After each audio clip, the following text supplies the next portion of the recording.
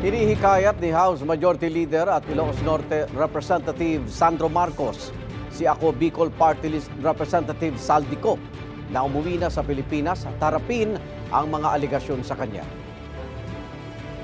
I'm going to be the first one to tell you that he should come home and face any and all allegations against him. They are too severe and it's dragging the house in the mud. Sabi ni Congressman Marcos, posibleng humarap ang kongresista sa ethics complaints dahil sa dami ng kanyang absence. Una nang sinabi ni House of Representatives spokesperson Princess Abante na nasa Amerika siko para magpagamot.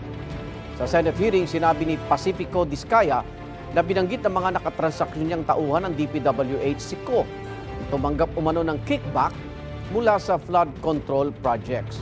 Siko na dating chairman ng House Committee on Appropriations, inakusahan naman ni Nabotas Representative Toby Chanco na nag-insert ng 13 billion pesos na flood control project sa 2025 national budget.